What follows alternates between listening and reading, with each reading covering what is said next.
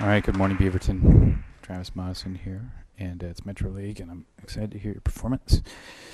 Some really classic Americana here, and should be fun. 1960.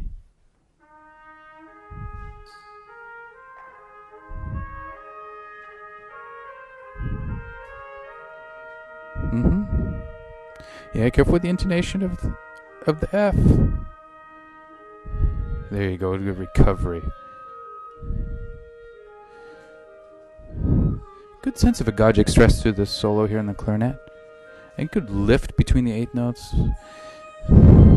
Nice color there with the triangle. I think the triangle could be more bright, just a brighter. That's a real light moment. Yeah, careful with pitch in flute and piccolo. A little flat.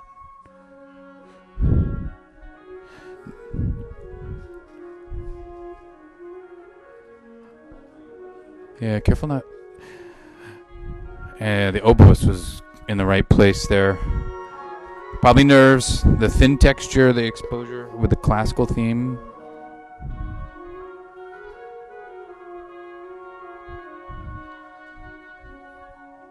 There you go, settling in now.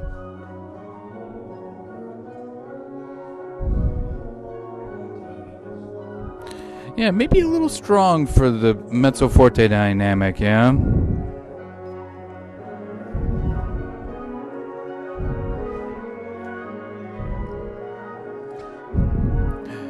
Yeah, so I'm picking up that it was played in the bass because the tenor voice isn't quite strong, but that makes really tough to get that effect of the bass voice right here.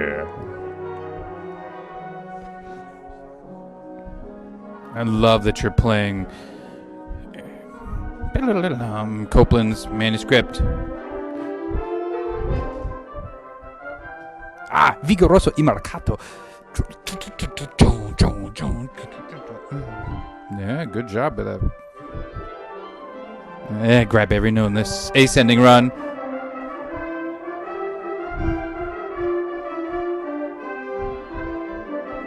Yeah, good job, horn.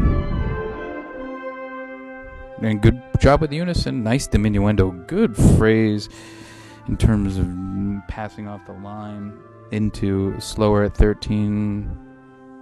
Yeah, some pitch issues here in clarinet again today. Just sharp through the throat tones. Nice job, oboe. Yeah, let the oboe lead that color, guys. Yeah, horns are coming to play. Where are the trumpets and trombones?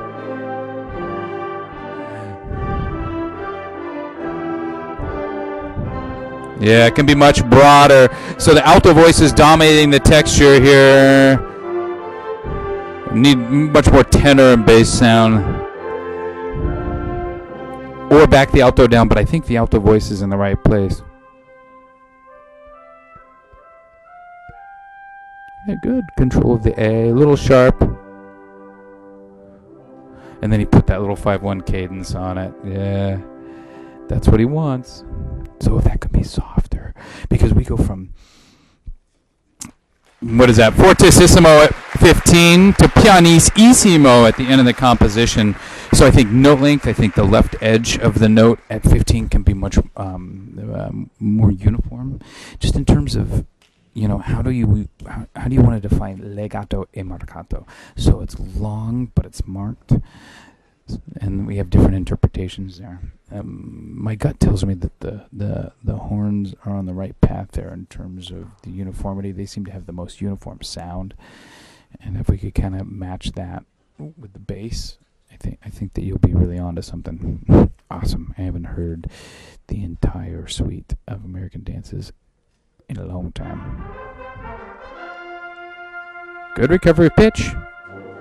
Stay on there. Trumpet through the diminuendo. Keep the breath support going.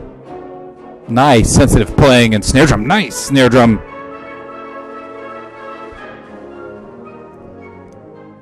Good job handling off beats.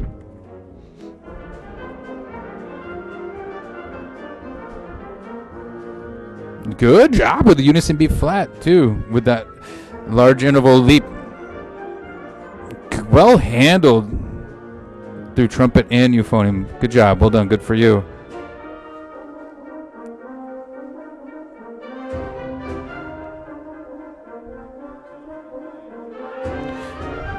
Good. Nice job with the marcato. Bass drum's a little heavy, but I do oh, nice sensitivity to the bass drum playing there. Yeah. So be careful not to overplay the upper end of the dynamics. Yeah, nice job with the flat 7. Uh-oh, get major 7 now.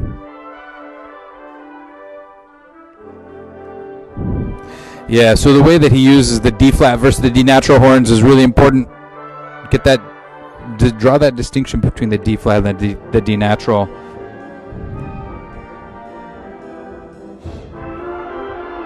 Nice sense of phrase there.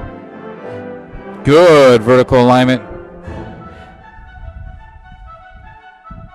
Yeah.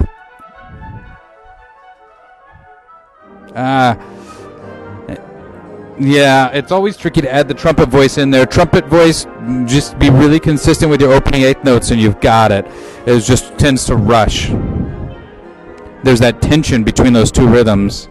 You basically, between those two voices, you're filling all the 16th notes.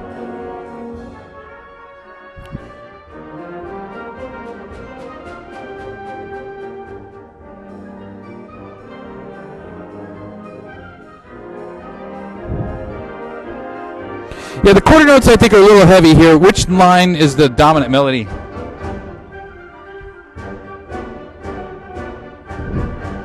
I think it's the 16th note line. And here's why I would argue that. Because he pulls the 16th to the 4 with the exposure. So I would argue that dee-da-da-dum-dum is the primarily through that. This part,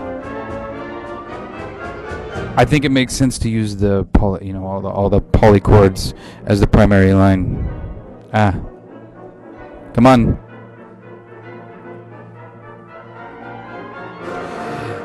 Yeah, I think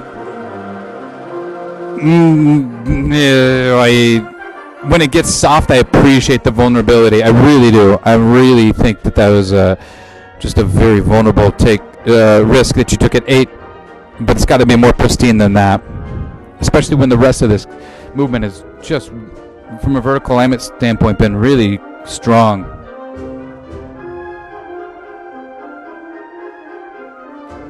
Good job, euphonium. Stay with it. What's the primary line here at 10?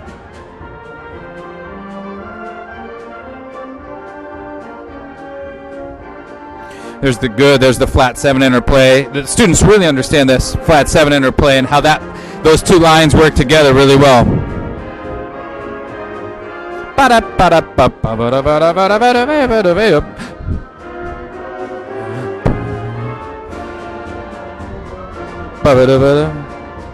Can we get out of the way so that the 16th notes? Can we get out of the way so that the 16th notes can be heard underneath that long tone? Because I have a sneaking suspicion they're being played really well. Oh, she put up the hand. She tried to stop the audience, but they weren't having it. Yeah, that was. But I so much going well in that movement, guys. Just a couple moments where the question is, what's the primary melodic line? Uniformity of style on that. That's much better there. So it must have been just the technique in bar 7. Nice job of the complex harmonic structure in saxophone. I think it can be a little bit lazier there in 18 and 19. Nice accent in 22.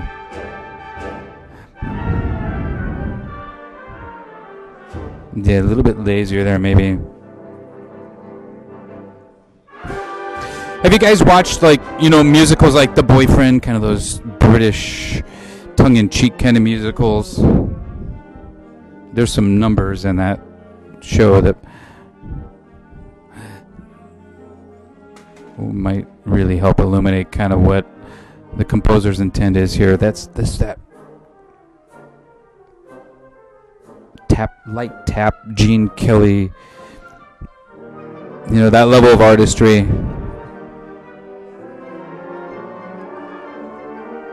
Even, borderline Bing Crosby, just in terms of from a style standpoint, because the clarity is there. Oh, really nice job popping those major chords out in 49 and 50. Very good, low brass. Nice job with understanding the phrase and the texture there in 54. Well done.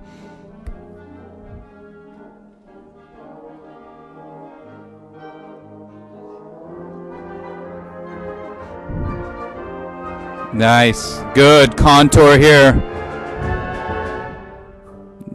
Excellent control of the dynamic contour into 5. Yeah, careful of the vertical alignment at 68. You did that so well before.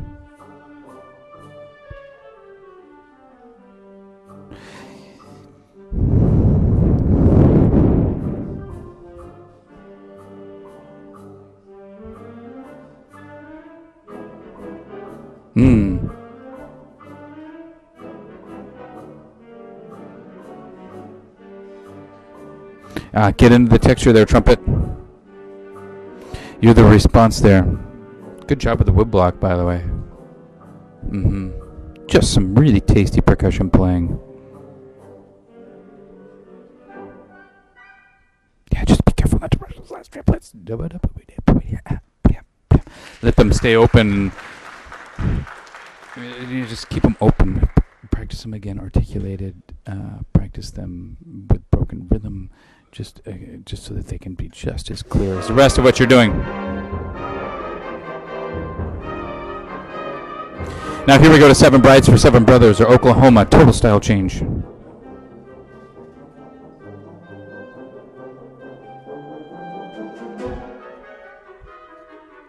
There we go, locked in the tempo a little bit. It seemed to start a little slow.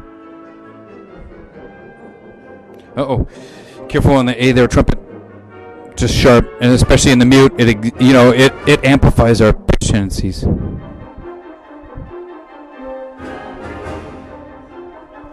Nice job, euphonium.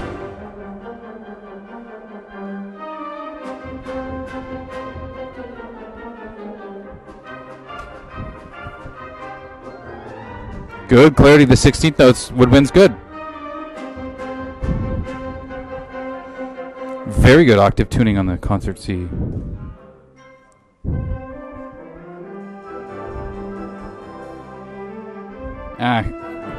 Come off that. Yeah, that's always the challenge, is coming off those ties after the beat together.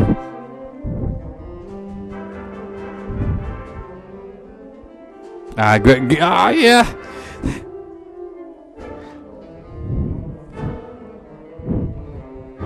Yeah.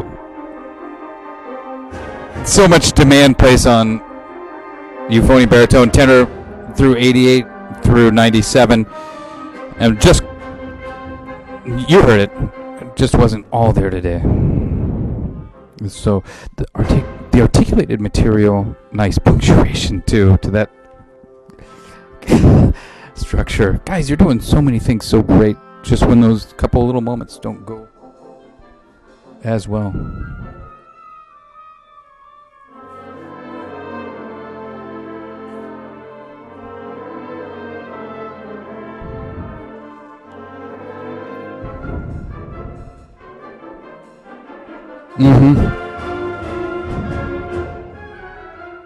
Nice understanding of the duality of the thematic material, though.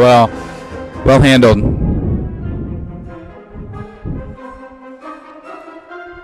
I think, 3/8 cross rhythm can pop a little bit more out. The way that he uses that there. If everybody can kind of let that pop.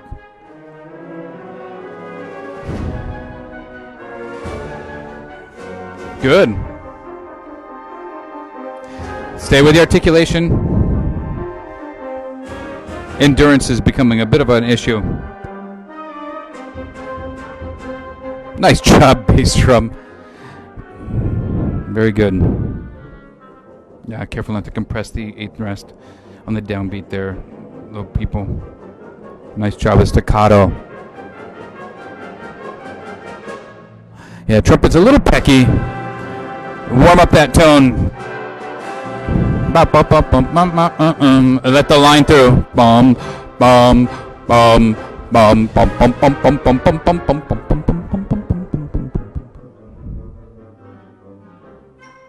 Yeah, have to keep working on letting the primary line through.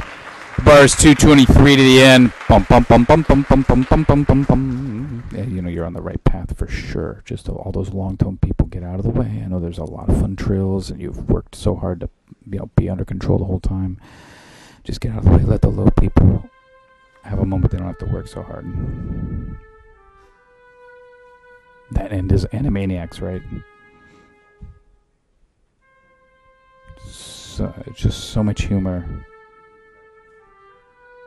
There you go. Move together.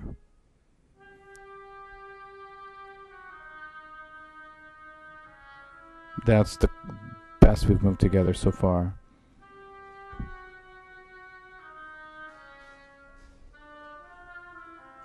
There you go. Much better.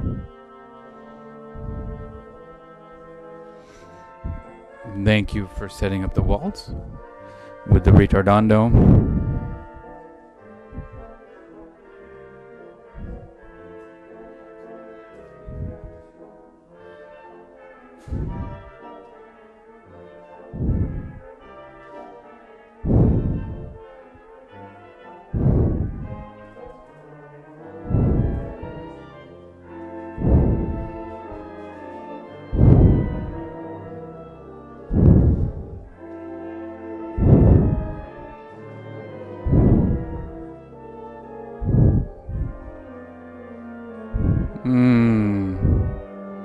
Yeah, get all the chromatic lines in there, 43, 44, 45. There's some moving alto voice lines that just aren't quite speaking for you yet.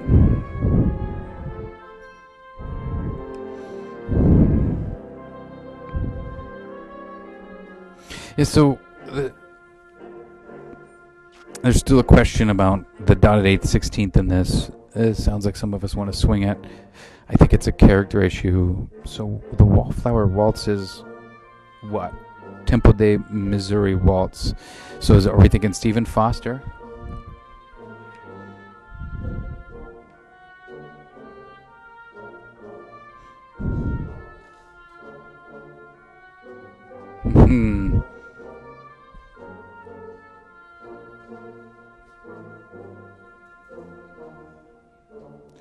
Yeah. That's one of those instances, flute player, well, yeah, the oboe did die out too soon. You can blend out, you can help cover that moment if you're just really aware of what's going on with your partner there.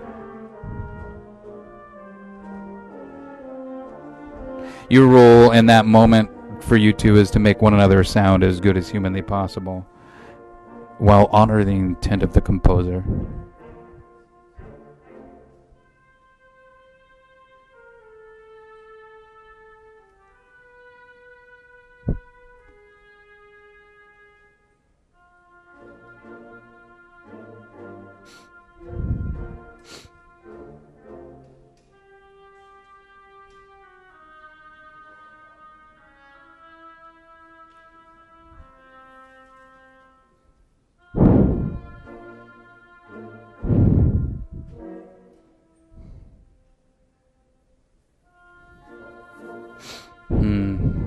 Yeah, it clearly asks for senza rit, and I know there's a lot of low notes to get out there in the flute and oboe.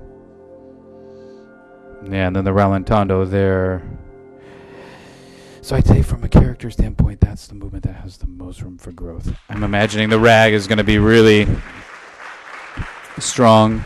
The staccato sounds are there, the notes are there, but the interpretation of dotted 8th, 16th,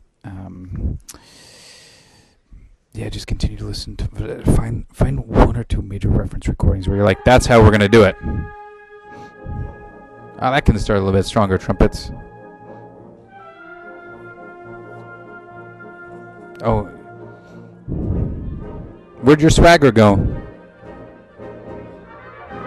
There it is.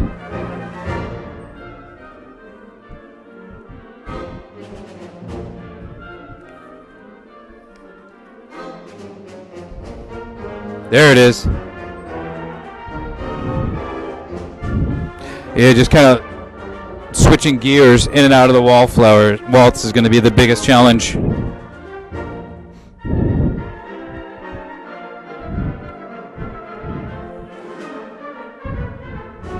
Nice job with the accent. Yes, very good. Nice diminuendo.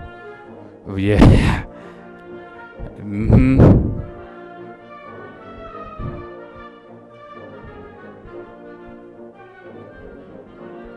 Yeah, dig out every one of those 8 notes in 56, 57.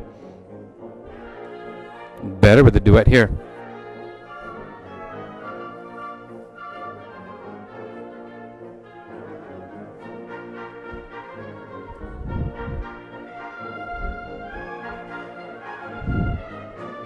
I think you can lean more into those grace notes. You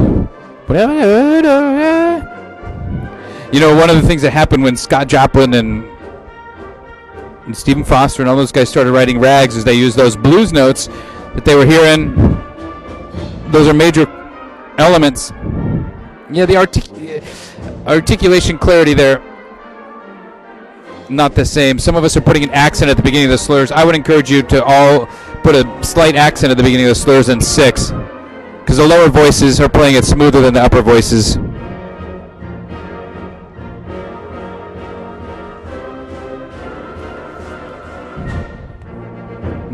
Nice job with the crescendo through the 8 notes as well. Yeah, students clearly demonstrate an understanding of the structure and form of these compositions and how it relates to their interpretation.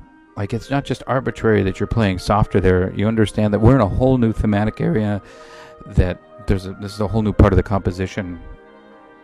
Because those early ragtimes they had like those big rounded binary forms. And I think that's, you know, as much as the clarity of the 8 notes, and we can nitpick about technique and we can find errors in intonation or blend and balance and all those things. As much as all that's happening, I think it's more important that the students are understanding the overall form and structure of the and content of the piece, and they do a really good job of that. So bravo to you.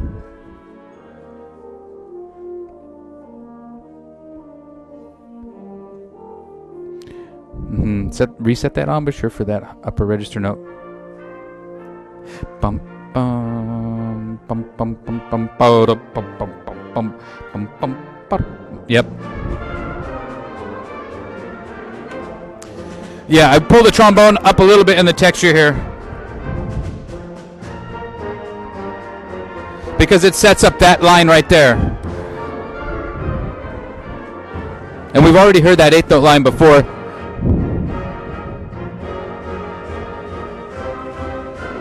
Careful not to rush.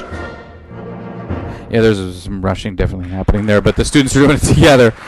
Yeah, so back at 11. Ba, ba, ba, ba, ba. Pull that trombone line to the 4, because that's kind of what propels the harmonic motion into the recap at 189.